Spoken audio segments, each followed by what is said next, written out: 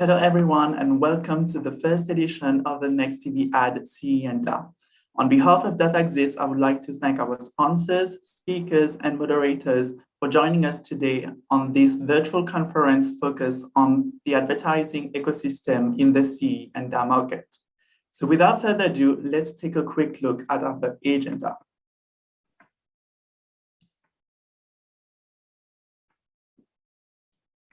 So we will start today with a very interesting discussion on the advanced advertising on Hbb TV, and more particularly how the CEE and DACH markets are leading the way in Europe. Then we'll have another panel discussion on the advanced ad products and strategies on either pure players. And then in the afternoon, we will have an interesting panel discussion on the addressable ads, on pay TV platforms and measurement of targeted ad campaigns. So for this first panel, I would like to introduce our amazing speakers. So we have Eva Donalkova from TV Nova, Katarzyna Drogowska from TV and Discovery Group, Florian Morris from Goldbach Austria, and Robert Bunke from Publicis Media. And this panel will be moderated by Monique van Dusseldorp. So Monique, the floor is all yours. Well, thank you.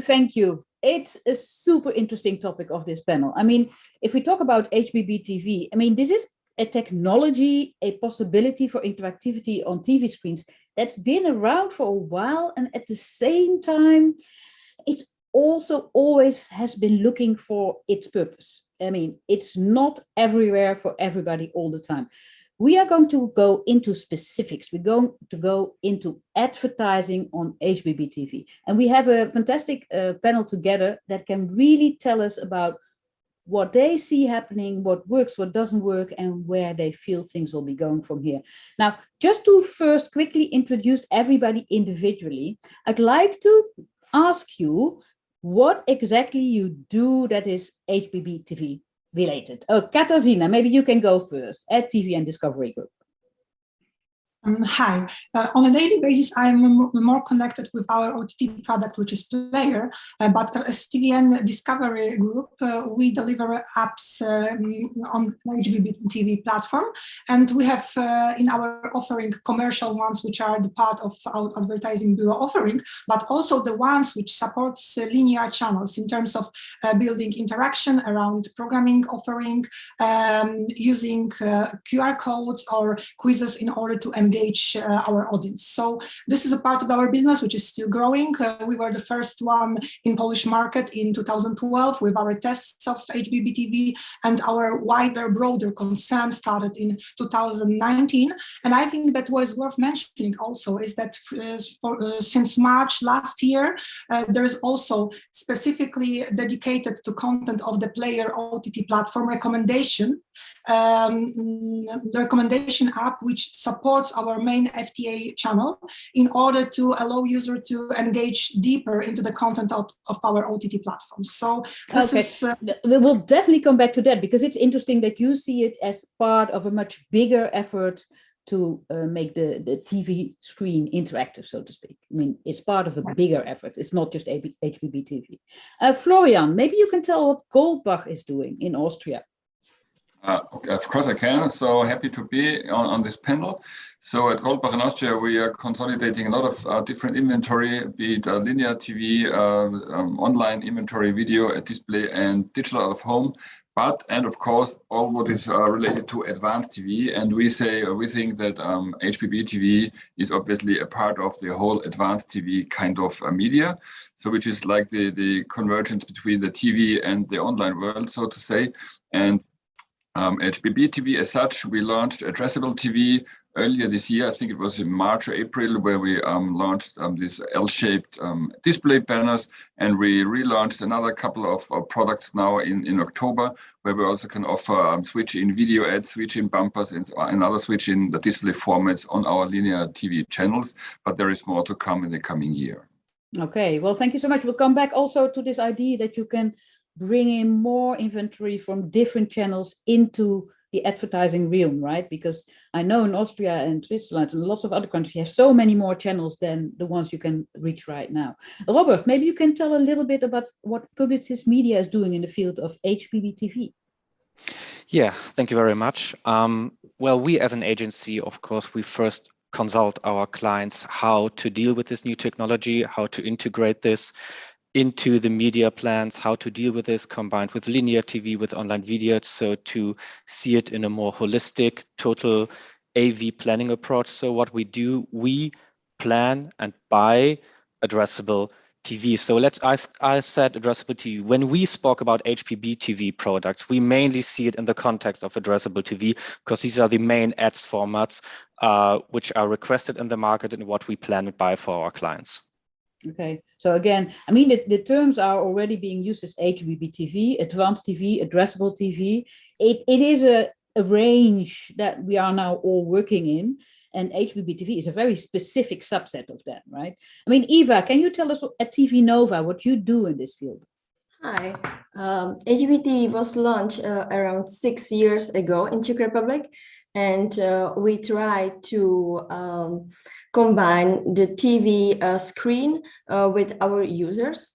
In Nova, we try to sell this huge amount of inventory to our advertisers, because from my point of view, HbbTV formats are very great because it's on the TV screen, and you can also target it.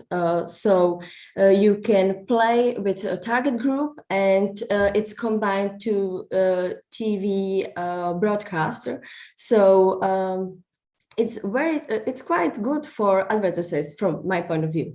So in TV Nova, we try to sell it for our customers, but we also try to make the best product for our viewers, because we have a large AVOD service and also SVOD service.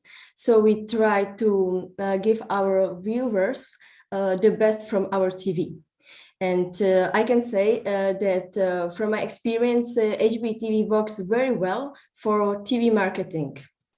Now, let's just I mean, I'll be the skeptic in the room. I mean, I think like, oh, it's been talked about for so many years now, and there's still in many markets, it's only a part of the audience you can reach this way. So let's just first get an idea of audience reach. I mean, in Poland, how many of the audience can actually use HbbTV related services? Katarzyna, how big is that market? Your question is perfect, because one of the challenges that we face is that we don't have any consistent measurement standard which allow me to give you one number. So okay. This is one of the challenges, and I saw that today's agenda also is dedicated a bit to those issues. As far as the apps that we have are concerned, the regular ones, then we have 500 devices that have access to our recommendation app that recommends player content, and on regular, the apps that support our linear channels have 700 devices reach weekly with around 14 million views. So these are our numbers, but as I say, we don't have currently one number that would be able. So if you go to an advertiser who says, okay, yes, this sounds super interesting, what is the audience? What is the answer you give them? Excuse me, could you repeat? Because I didn't. What would you tell somebody who wants to advertise and use the HbbTV option in the commercial outing? How many do you mention? Because that's the first question they will ask, right? How many people can I reach this way?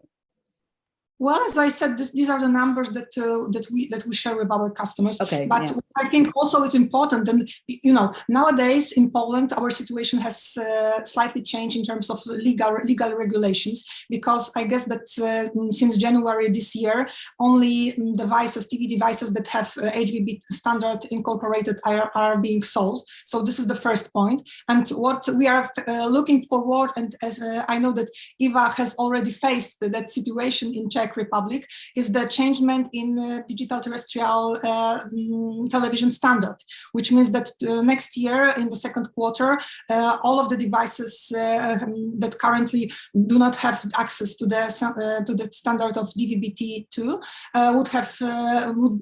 will be switched off, and this is technological reach of about 2 million devices. So I think that these are the numbers that should be shared. Of course, and supported with our idea that HbbTV, which should be mainly regarded as potential of addressable TV and dynamic ad insertion, is the one of the platform that gathers and enables us to enjoy all of the benefits of linear channel marketing, brand strength and awareness building with very precise ad targeting, geolocalization, and all of the precision in terms of yeah, oh, absolutely. We'll come back to that. Let's first get the audiences. Robert, I think the German HbbTV rollout is the biggest one in Europe, right? I mean, there's a really, it's been going on for years and there's many people connected this way. Okay, can you say something about the market size there? Yes, so in comparison to other countries, it is true that the German HbbTV market is quite mature. So if we talk about numbers, it's really at a scalable size. We're not talking about niche anymore. So break down a little bit the numbers. So in total, we got roughly 20 million households with at least minimum one, let's call it smart TV. So internet connected TV, at least one minimum device per household. So in total, we already speak about 34 million smart TVs in Germany. However, the connection rate is roughly about 80%, so the amount of smart TVs connected with the internet. So in total, we talk about at least 20 million households who got a smart TV, and most of them support the HbbTV standard. So, but if we talk about advertising, we need to break it down a little bit further. So we got two main publishers in Germany who deal with HbbTV products. It's 7one Media and Ad Alliance. 7one Media, so they talk about they got a reach for across minimum 12 million households, and Ad Alliance is a little bit bigger. They say they got the reach for around 90 million households. But here we need to differentiate again between the ad formats. So there are two main products, the so-called switch-in, which is a display format, which can be aired within the TV signal. Here we talk about those 20 million or 90 million households. So 12 million on 7one Media, 90 million on Ad Alliance. But if we talk about the so-called addressable TV spot, which requires a higher technology standard, here we talk about, for both publishers, about a potential of 5 million households. Okay. So nevertheless, bringing it together, still a huge scale. We are not talking about niche anymore. And do you feel that the advertising market has actually matched the reach? I mean, are they appreciating the reach they can get via this new channel? More and more, actually. Okay. So Okay. the increasing rates for talking about the total volume is really strongly. So giving a little number. So the amount of budget within addressable TV, roughly said, within in 2020 was around 50 million euros, okay. Which is still, of course, quite low versus a total 4 billion market of linear TV. But it will probably have 10 times the size in 5 years ago. So in 2025, market expectations are of a total market volume of 500 million euros for addressable TV. So the acceptance is still growing. However, I have to admit, the first thing when it comes to budget cuts, what is flying out normally out of the media plans is addressable TV. So it's still not that established as a must-have within the media plans. Yeah. So it's still a road to go. And it's still extra effort, so that's also one of the reasons. Exactly. Florian, what about Austria? What does the market look like? And you have, you see more markets than just Austria. So I could take it easy and say it's almost 10% of the German market, roughly. But actually, it's not very true. So it's quite complicated, to be honest. So first thing, you have to have in mind how many smart TVs as devices are in the market. I would say in Austria, it's more than 80% of the homes do have a smart TV, which is also connected. So this has been different a couple of years ago, but nowadays smart TVs are connected to the internet. So this is the first thing. Second is, in Austria, we have like 50 to 55% satellite reception, the TV, and like 5% terrestrial, and 35 to 40% cable. So coming to cable, the two big cable operators in Austria do not retransmit HbbTV signals. So working with set-top boxes, this HbbTV signal cannot be transmitted to the smart TV, actually. So which brings us to mainly the satellite distribution. And I would assume between 2 and 2 million and maybe more homes in Austria have Hbb TV ready smart TV, which can also get Hbb TV signals. So this is about the technical reach, so to say. Yeah, so, and the question is how many people can be reached with the Goldbach TV programs we are monetizing, we are working with, and we have a figure of like 500,000 devices we can reach in a month. Yeah. But we have to be careful talking about devices, because normally TV reach is calculated in persons watching TV and not in devices. So now the assumption is that one device has like 1.5 to 2 persons in front of it. So you can double actually, or can multiply it by 1.5. Then you, so between 750 and 1 million people will be able to receive Hbb TV, addressable TV advertising from the Goldbach programs in Austria. But I can already hear the moment you go to an agency or an advertiser, the fact that the calculations are different, the standards are not completely established, and you have to explain, oh, well, but they're on satellite. This complicates matters quite a lot, of course, for the advertising world. Maybe not for the people on the tech side. Eva, can you tell about TV Nova? How many people can you now reach with your Hbb TV offer? Okay, Florian already mentioned it. We have also 2 numbers for our advertisers. One of them is viewers, and the second one is a TV device. We have also 2 viewers on one TV device, because we have already made a bigger search, and we have a data from every day, and we know how many people sit in front of TV. So we can really say to our market that approximately it's a 2% in front of a TV. So when we talk about the reach and about how the market Hbb TV is so big, we usually say that it's in TV viewers. So we have got 2.3 million TV viewers with Hbb TV, and in Czech Republic it's around 10 million TV viewers. So it's around. It's a big market as well. It's quite a good market, and I would like to point out that the data are essential for our advertisers, and we already agreed on our all market with other TV stations that we will measure this Hbb TV market with the same company as TV broadcasting is measured. So it's with Nielsen, I think you work, right? Yes, we have pretty strong data, and our market really trusts this data. So we can really say how many people were in front of TV with the Hbb TV, and also we can say how many devices and what was the transition. Now, and this afternoon, actually, there's a session at 2 where we really dive into the standards and the measurements and everything that's needed for addressable TV, the bigger term, so to speak. So you all have markets, complicated markets maybe, but markets. Let's go to what really works and doesn't work in advertising. I mean, I'd love to hear some examples of campaigns or formats, or what makes it exciting for advertisers to work with this? What is it that makes them do this, that they think like, oh, this worked really, really well? Who wants to go first? I mean, I'm sure you all have examples. You're the enthusiast in this field after all. I mean, you're working on this, 10 times growth in 5 years. But what is working really well right now? Who wants to go first? Katarzyna, what did you do that you feel that, there we have something that is super promising?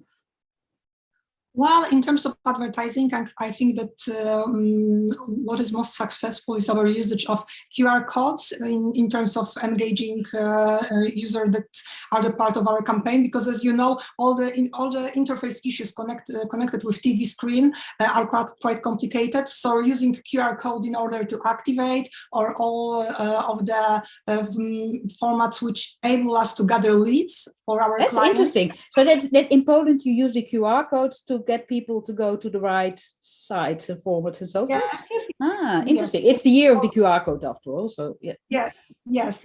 So all of the display formats also work quite well in terms of building brand awareness. But I would say that still what we are waiting at, what we are looking forward are video formats, because we are after we tested dynamic ad insertion, but still we didn't deliver it to the market. So this is ahead for all of us. And what is greatest opportunity for I think Hbb TV platform in Poland is the fact that legal issues enable us to use dynamic ad insertion for Hbb TV platform, but still in terms of OTT services, we don't have the rules, so it is not regulated by law. So the huge opportunity is in Hbb TV in terms of addressable TV.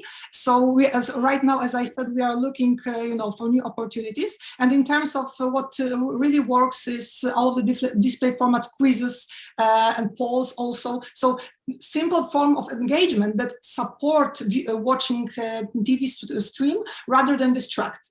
Okay, so but you do have the experience that the engagement part of it is useful and works for the advertisers as well, because I think some of the others have the feeling that it's more in display or more in branding than in the additional engagement, right? Who wants to give an example? Robert, go ahead. Yes, that was actually our experience, because I have to say that we experience more and more. And again, when I talk about Hbb TV based products, it's mainly addressable TV, because the others don't really count anymore. And what we experienced in the beginning when addressable TV products were launched and based on the Hbb TV technology, it was often promoted with some click-through rates and et cetera. But we experienced really that those kind of products are not performance-related channels. It's not working if you compare it with on a performance-based level. You will always lose against a really performance-optimized pure online campaign. But we found out that, especially in terms of research, is that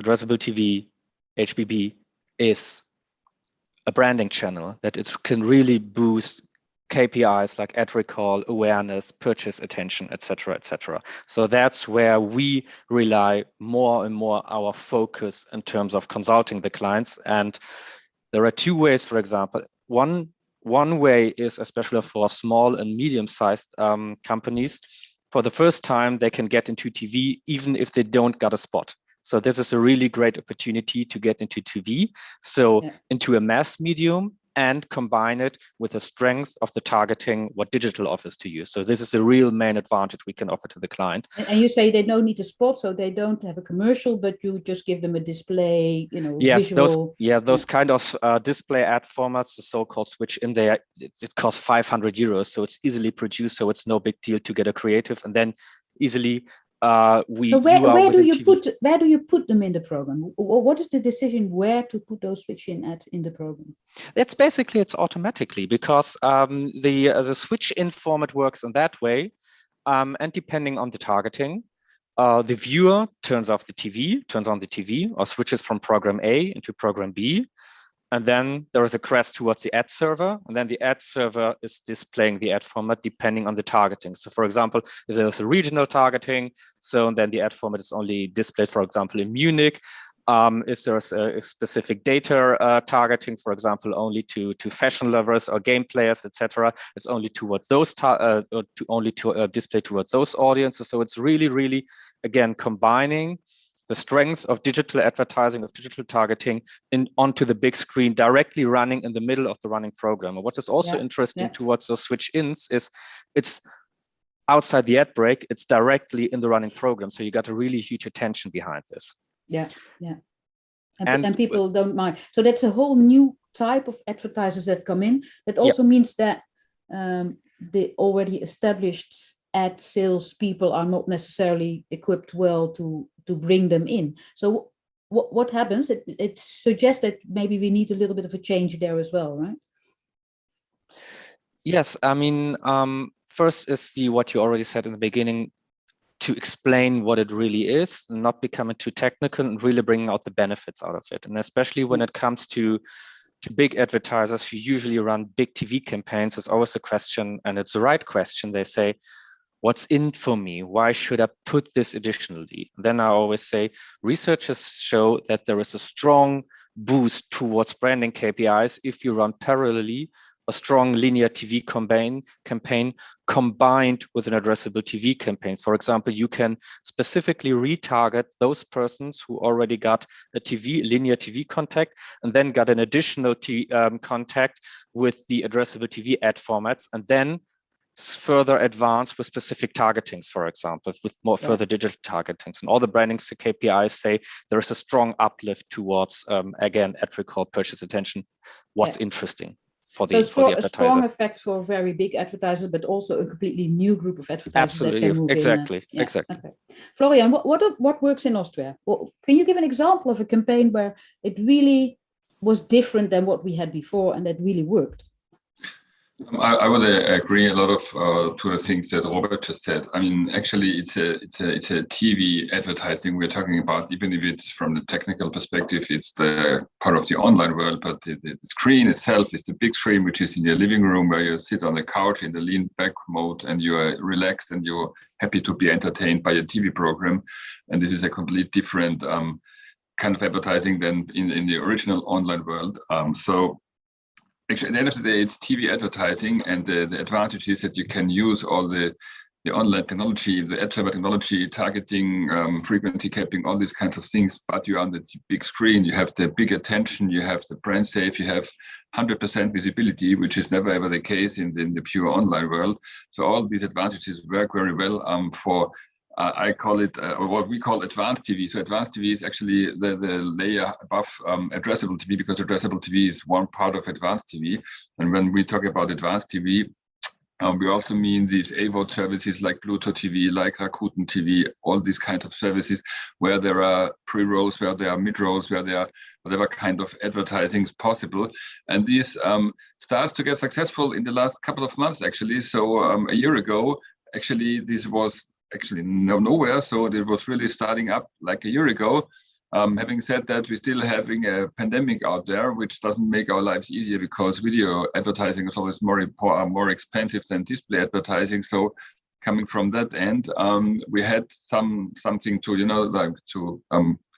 to make better this year, because last year was not that successful from the video perspective. So what happened in the last few months that suddenly became successful? What kind of campaign was it? I couldn't tell you, because I'm not at the forefront of the sales team, but there were a lot of big brands who invested in these kind of inventory. But suddenly they could advertise or put their commercials out in all kinds of new video on demand channels or streaming channels, or it's just the market of TV has grown and is bigger. Yeah, and maybe Robert can tell us more about this, because what also is interesting for us as a sales house, that the media agencies have different departments. One is the TV department, the other is the online department, and it's still very changeable, the dynamic, which department is actually buying TV advertising and which department is buying addressable TV or CTV or advanced TV inventory or advertising space, because these have been originally two different groups of people, and now this is also merging together somehow, and this is different from one agency to the other, and this is something which is probably also a big change going on and will be different in a year from now. Yes, well, maybe I can just shortly reply on this. Thank you. Sure. This is really true, because agencies are really dealing differently with this kind. So we got, on one hand, in the past, we got the traditional TV teams, we got the traditional digital teams, but now, as a consequence of this combination between linear TV and digital, we need new experts, we need new teams, and therefore, as a consequence, we established a bespoke unit for those kind of ad formats within Publicis Media, which is a combination of both TV and digital experts now to deal with these new challenges. Yeah, it necessitates a sort of a reorganization of team qualities and expertise. Eva, I know you have some really successful campaigns at TV Nova as well, right? You mentioned a few when we talked before. Could you describe a little bit how organizations or companies use the offer you now have for them? So I have to agree with the guys again, because we have the same in the Czech Republic, and we mainly focus on the switching formats, which is on the linear TV. And as Robert already mentioned, it's because of the advantages, it's on the biggest screen in the room, and also it's very good for the small players which want to target just one city or just a part of the Czech Republic. And also it was already mentioned that the small players without the TV spots can occur on the TV screen. And I think it's very good for them. And we also want to go forward all the time, and we launched 2 months ago a new product for our advertisers. It's called Max Reach, and it's really easy targeting, when I can say that. It depends on condition whether TV device has seen something or not. And when we this type of targeting combined with the TV campaign, we can increase reach very well. So from my so you can see what people have seen, but also what they have not seen, and then decide to retarget the people that have not seen a certain commercial and make sure they get to see it, right? Yes. With this targeting, we can focus on the light viewers, so we can catch them when they come to our TV screen. And it's quite good because it increased the reach of the campaign. So I think in Czech Republic now it's working very well. We have a lot of good feedback from our market. So we will see what's going to next. Okay, can you describe maybe one campaign that one of your advertisers has been running, and what kind of campaign that was?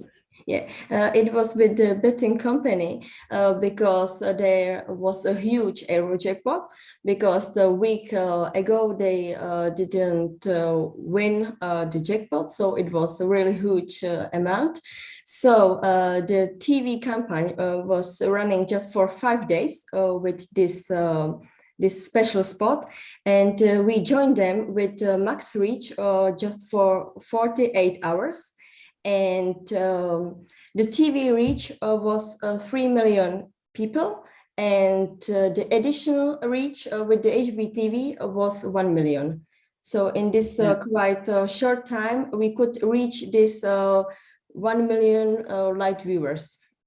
Okay, so it's interesting that the max reach is actually based on what people have not seen yet, and then you can make sure. And was that a commercial, or was that a display ad, or was it a switch-in? What was it that you showed? Yes, it was the switch-in. Yeah. So it was displayed on the biggest screen in the room, and we already made some research, and we know that the 98% of the viewers can see this format.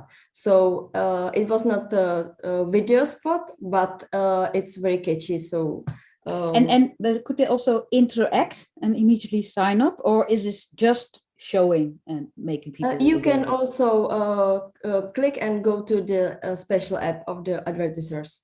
And did people do that, or was it more like? Yes, but it's around 2%. It's the CTR is not as good as the other formats, I can say. But for my point of view, the visualization is the core. Yes, because the people, it's quite big. It's like, it's huge on the screen. So you can really read it and you see that. Yeah. And it can be used also the other targeting. We can focus and we can target the group of the TV devices which have seen something. We usually use it for our self-promotion, because I already mentioned we have AVOD and SVOD. So we usually make a campaign according this this condition. Yeah. So you promote your own other services towards the audience.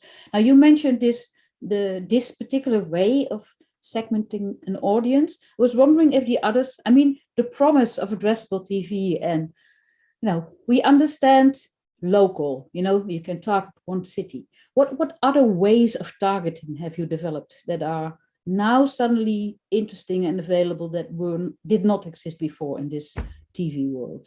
Oh, I'm not sure if I can say that it wasn't here before, because I don't know the target of the other market, but we can offer to our advertisers to targeting to the content, to the channels, time, TV manufacturer, also the HbbTV version. So we can just focus on the HbbTV 2.0 and higher, for example, or geo-targeting. But we already mentioned it with Robert. Robert, Florian, and Katarzyna, do you have other examples of targeting that you now can offer that you didn't offer before? A simple idea is weather targeting. Weather targeting. Yeah, which is easy and works probably good. Yeah. Yeah. So the sun is shining in the east of Austria. Let's put out a campaign for sunglasses. Yeah, something exactly. Like that. Yeah, exactly. Yeah. I mean, and the science behind this kind of targeting is really big. I remember there's Marktplaats, which is a Dutch auction site.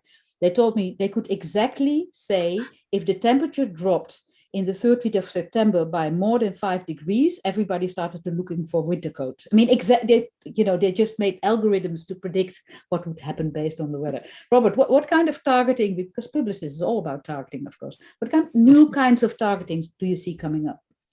Well, the newest and two most interesting targeting opportunities beside the already standard regional weather targeting, social demographic targetings, etc., is, from my point of view, on one thing, an advanced data targeting, so using first-party data from the clients directly or using third-party data to build some persona targetings, interested-based targetings, what you can usually don't apply within standard linear TV targeting. So specifically really targeting really narrow audiences or build up data-based audiences on the big screen.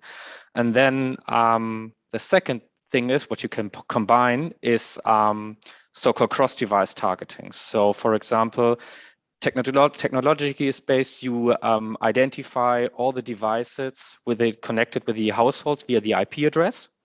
And then, for example, you can retarget specifically persons within the same household, for example, you have already reached within your TV or ATV campaign, and then reach this person again via their mobile device or their PC, a tablet, etc. So really bringing this in a more holistic point of view, so reaching all devices connected with the internet via within the one household.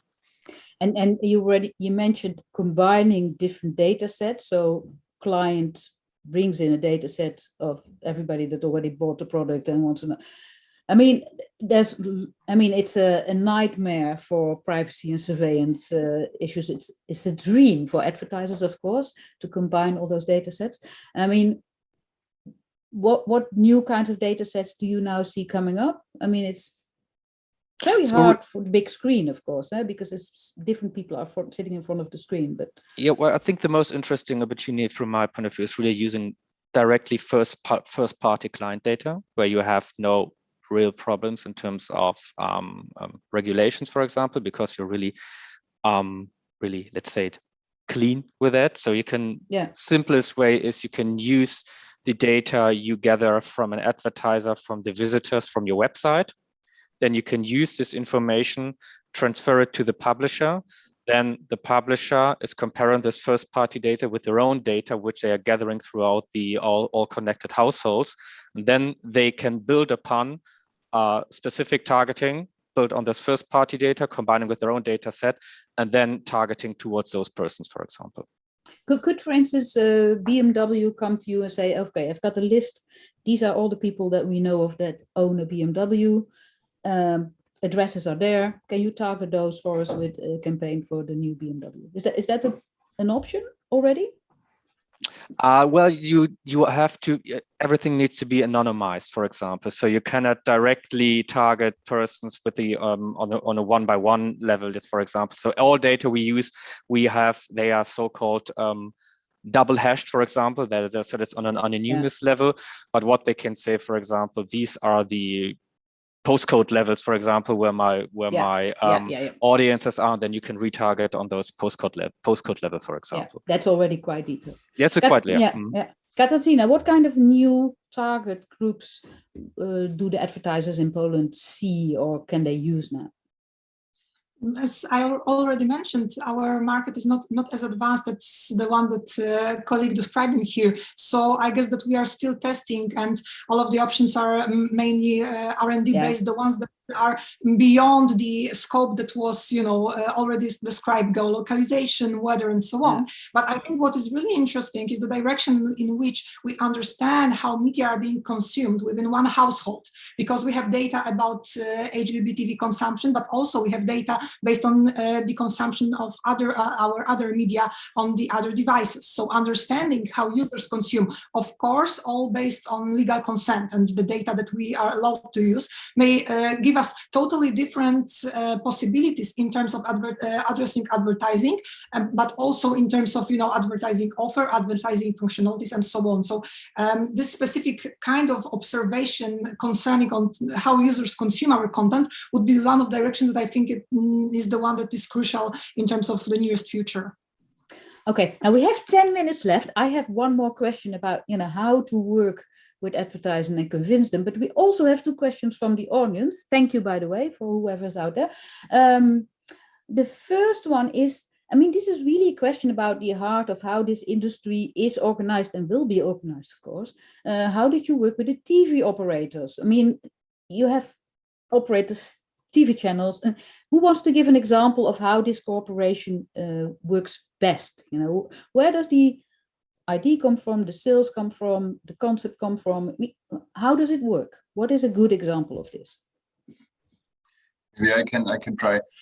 So we in Austria we have 6 linear TV channels in our portfolio, which we try to market in the Austrian advertising market, and actually we have this Hbb TV addressable TV format with just the same program. So, and this is one advertising sales monetizing cooperation we have in place with these respective TV programs, be it the Discovery Group or be it Viacom, CBS.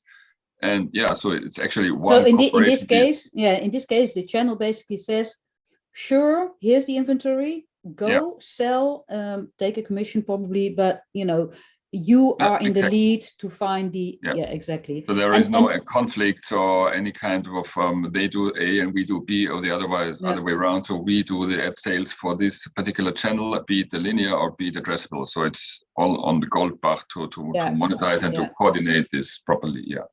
So you take the overview there as well. Publicists, do you have different ways of working with the broadcasters in this? Because they need to be convinced as much as the advertisers need to be convinced, right? Well, do we talk about whether there's a differentiation really between the broadcasters, where we directly work with them, and the broadcasters themselves? Of course, they have the origin intention to boost products like addressable TV because it's a new inventory source for them. So they are the ones who are driving the markets, which are pushing the markets, and we are working together with them to find best ways to sell it to really sell it to the clients, because as I said in the beginning, we are consulting it, and in some cases I also say, sorry guys, this is not making any sense, because from an efficiency perspective, other channels make more sense versus an Hbb TV or addressable TV product. So sorry. So our role as publicists is more challenging the broadcasters to develop products which are really bringing a benefit to the client. When we talk about TV operators, so what I understand, like the likes of Panasonic, Samsung, etc., so the ones who are really producing the TVs devices themselves, here are the publishers, the broadcasters. They are working together with them very, very closely to combine, for example, services you ultimately got on the TV device itself without turning directly the linear TV. And they are doing collaborations, for example, like Ad Alliance is doing a collaboration with Telecom and Vodafone, for example, to combining their products together and also increasing their their scale, for example, bringing Hbb TV on purely IP-based transfer protocols, which is not working at the moment, for example. So those are the collaborations, but this is out of our scope from an agency perspective. Yeah, as you say, it's the manufacturers, but also the operators, very often telecom operators, of course, that run TV channels, who have a different view of the market and who have so much more data as well. Yeah, exactly. That, you know, they know where you watch on your mobile, for instance. Eva, what do you think? What is the cooperation that works best from your point of view?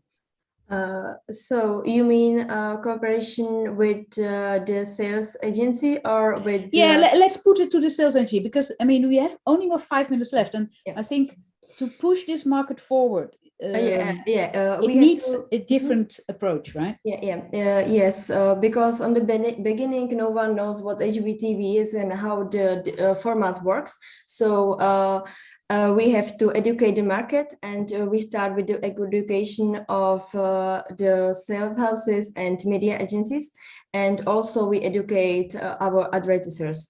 From my side, I, for example, join our sales department to some conferences or to some meetings with our advertisers. And when they have something to ask on Hbb TV, I can explain them, because in our company, I am the specialist on this topic. And also our guys from the sales department, they don't know everything because they have a lot of agencies and they cannot focus on Hbb TV, just on this. So it's even internally, it's a lot of education, yes, and then also externally, Yes. So I join them for the meetings, and I can speak about the formats, and I can explain how it works, and it's quite good because we have a very good feedback from our customers. So I can say that this is the way in the Czech Republic. We have to educate all on the market. It's interesting. Sometimes smaller markets can move faster because you can much more easily reach everybody involved and, you know, get everybody on the same page. Well, we almost had to round up. Florian and Katarzyna as well, and Robert and Eva. Where to go from here? What needs to happen? Florian, from Austria, what's your view? What's the next step? So from the Austrian perspective, of the Goldbach sales house perspective, what we will continuously do in the future is extend the Hbb TV inventory. So there are a lot of channels, TV programs on air where there is no Austrian advertising possible at the moment, and Hbb TV can be a tool to replace ad blocks or ad slots, so that they can be monetized, and that you can also reach incremental reach from the audience side. So we are going to work on Hbb TV ad replacement in the coming year, so that we can just increase our inventory, increase our portfolio, and have more flexibility and more addressable TV inventory in place for the coming years. Quite a lot to do. Katarzyna, you're going to experiment more and find out what works in the Polish market, right? Yes, for sure. But I think that the two crucial milestones that we are looking forward is launch of dynamic ad insertion as a part of Hbb TV. And the second thing is, you know, the change of the standards of digital terrestrial TV, which will enable us to have bigger reach in terms of devices. So the two main milestones, concrete ones, I guess. Yeah. So next year you'll have new stories to tell us, because, you know, a lot will happen. Sure. Robert and Eva, we have, you know, 30 seconds each to wrap up. I mean, we could have talked so much longer about all of this. Robert, go ahead. Just shortly, everything will become more and more programmatically, and we will break more and more up the traditional way of buying linear TV, which will be replaced more and more by dynamic ad insertions and spot overlays. That will be the way to happen in the future.